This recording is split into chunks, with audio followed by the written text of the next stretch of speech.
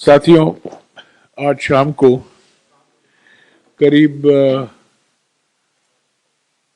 1 घंटे के लिए 70 मिनट के लिए हमारे कांग्रेस पार्लियामेंट्री पार्टी के चेयरपर्सन श्रीमती सोनिया गांधी जी ने पार्लियामेंट्री रणनीति ग्रुप की एक बैठक ली।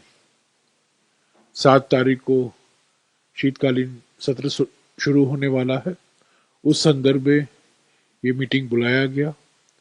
इसमें हमारे कांग्रेस अध्यक्ष और राज्यसभा में विपक्ष के नेता मल्लिकार्जुन खड़गे जी,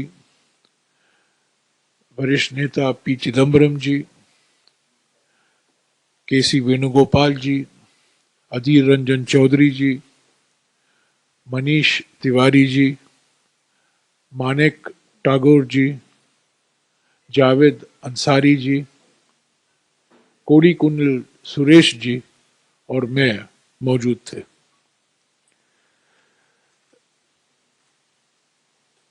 तीन ऐसे तो कई मुद्दों पर चर्चा हुई और कांग्रेस अध्यक्ष ने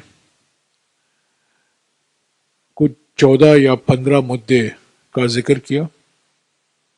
बेरोजगारी, किसानों के लिए एमएसपी की कानूनी गारंटी,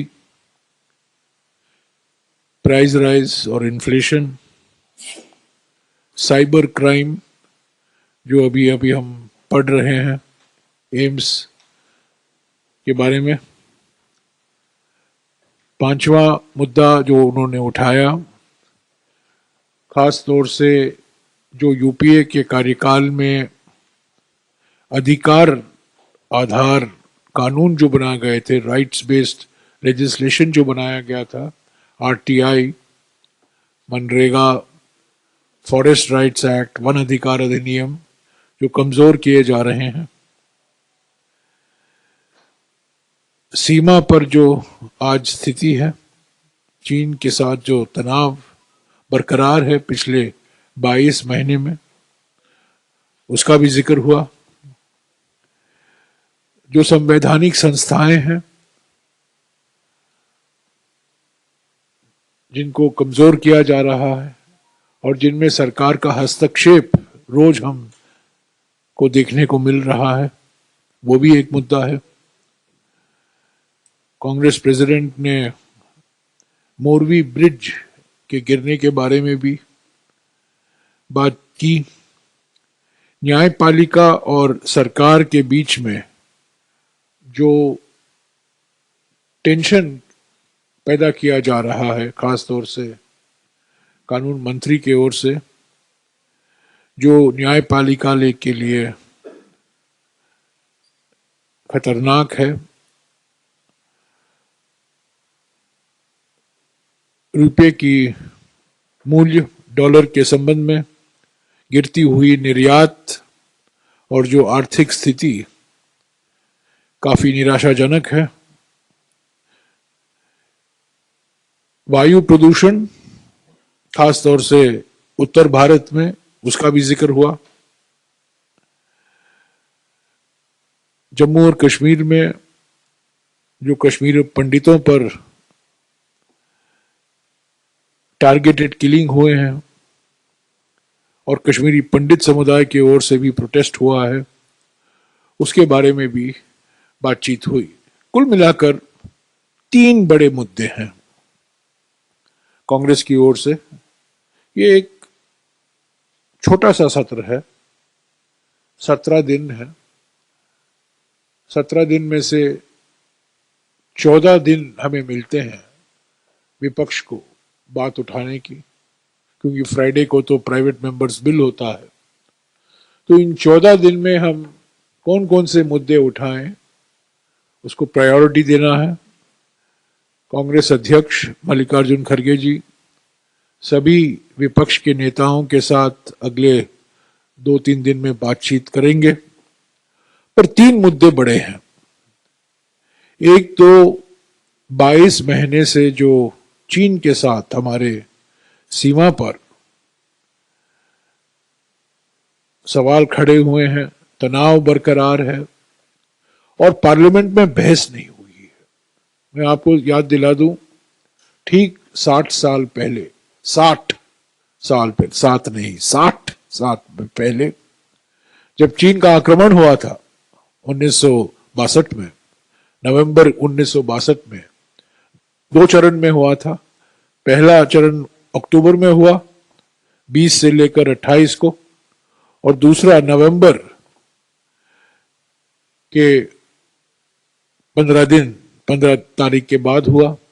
और जब चीन का आक्रमण हुआ, पार्लियामेंट में बहस हुआ करता था, प्रधानमंत्री बैठा करते थे, प्रधानमंत्री ने सबको सुना, जवाब दिया, आक्रमण चल रहा था। और ये आज की स्थिति देखिए, 22 महीने से विपक्ष कोशिश कर रही है कि इस पर बहस तो हो, लोकसभा में और राज्यसभा में, पर इस पर सरकार की ओर से हमें कोई सकारात्मक जवाब नहीं मिला है। हालांकि उन्होंने इनकार कर दिया है इस पर बहस की भी। तो एक मुद्दा जरूर जो उठेगा कांग्रेस पार्टी की ओर से, और हम उम्मीद करते हैं और भी पार्टी हमारे समर्थन करेगी, तो सीमा से संबंधित चुनौतियां हैं। तो बॉर्डर सिचुएशन, ये एक सामूहिक संकल्प हम बना सकते हैं इस बहस से, सिर्फ आलोचना के लिए नहीं हम बहस चाहते हैं। हालांकि प्रधानमंत्री ने कहा है जून के महीने में 2020 में कि कोई इनकर्शन नहीं हुआ, उसको छोड़िए, पर आज हम एक सामूहिक संकल्प दिखाना चाहते हैं, और एक तरीका है पार्लियामेंट के अंदर बहस होना, पर बहस भी नहीं हो पा रही है। ये अजीब सी स्थिति है। दूसरा जो बड़ा मुद्दा है वो आर्थिक स्थिति, इन्फ्लेशन, बेरोजगारी, जीएसटी, जो चुने हुए पूंजीपतियों को सार्वजनिक संपत्तियां बेचे जा रहे हैं, जो आर्थिक परिस्थितियां हैं आज देश के सामने, जो आंकड़े भी बताते हैं, निर्यात गिर रहा है, डॉलर रूपी वैल्यू में बहुत भारी गिरावट आई है। तो इस पर हम जरूर बहस मांगेंगे। और तीसरा बड़ा मुद्दा है संस्थाओं के बारे में, जो इंडिपेंडेंट संस्थाएं हैं, जो संवैधानिक संस्थाएं हैं, जो हमारे लोकतंत्र के स्तंभ हैं, मीडिया, जुडिशरी, इलेक्शन कमीशन, ऐसे संस्थाएं जिसमें हस्तक्षेप हो रहा है, जिनको प्रधानमंत्री और प्रधानमंत्री कार्यालय का एक अंग बनाया जा रहा है, ये नामुमकिन है।